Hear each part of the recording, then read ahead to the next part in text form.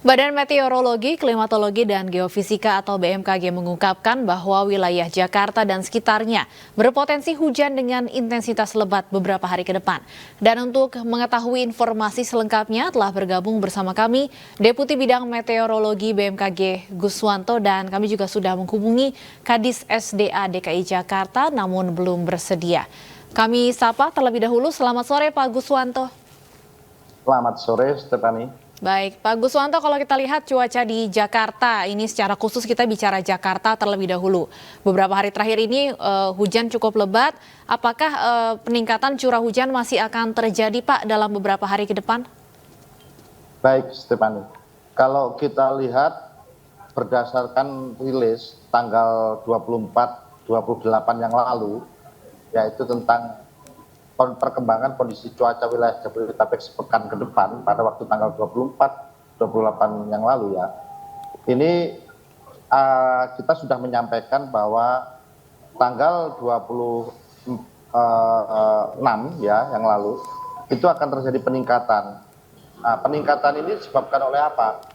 Peningkatan ini disebabkan oleh adanya aktivitas monsun Asia meningkat. Ini juga merujuk kepada indeks daripada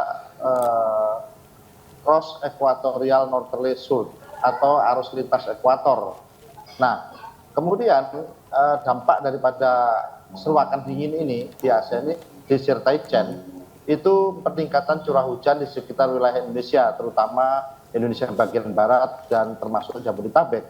Nah, selain itu adanya sirkulasi di sebelah barat daya Lampung, ini ada terbentuknya pertemuan massa udara konvergensi. Nah, kalau ditanya peningkatannya untuk sepekan depan bagaimana? Nah, kalau kita melihat pada perkembangan impact based forecast, memang peningkatan tertinggi itu terjadi pada 26 sampai 27, 26 pukul 7 sampai 27 pagi tadi.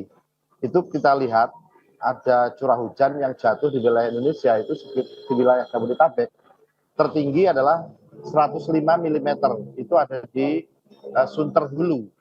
Kemudian di stasiun klimatologi Banten atau di Tangerang Selatan itu juga 105 tercatatnya. Kemudian di automatic rain gauge Bekasi itu Jatiasih sekitar 92-94 mm. Nah, kalau kita lihat peta perakiraan berbasis dampak pada waktu tanggal 26 sampai 27 pagi hari tadi, sudah kita sampaikan di sana bahwa posisi siaga itu ada di kota Bogor, kemudian ada di Bekasi, kota Tangerang Selatan, kota Jakarta Selatan, kota Jakarta Timur, kota Bekasi, sedangkan yang lainnya itu waspada ada di Tangerang, kota Tangerang. Nah, untuk 27 sampai 28 ini dia menurun. Posisi siaga sudah hilang menjadi waspada, turun.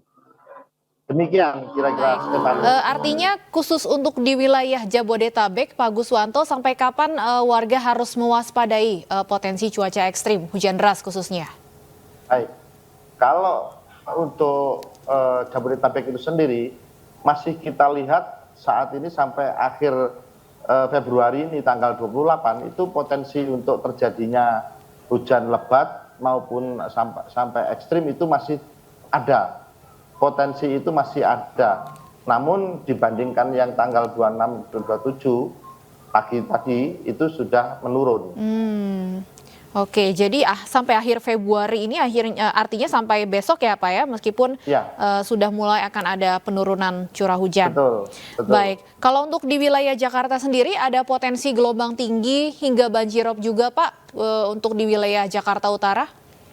Baik, kalau kita lihat untuk potensi adanya gelombang tinggi di Jakarta, itu kalau kita lihat saat ini yang kalau berdasarkan peta daripada perakiraan gelombang, itu terjadi di Natuna ya kalau kita lihat. Ini di Natuna itu seiring adanya change ya, itu terjadi di Natuna. Kemudian kalau di DKI Jakarta sendiri itu sudah gelombang tingginya sudah di bawah 2,5, tidak ada yang di atas 2,5 ya. Kemudian terjadi juga di wilayah selatan daripada Samudra Hindia. Itu masih ada yang sekitar 4.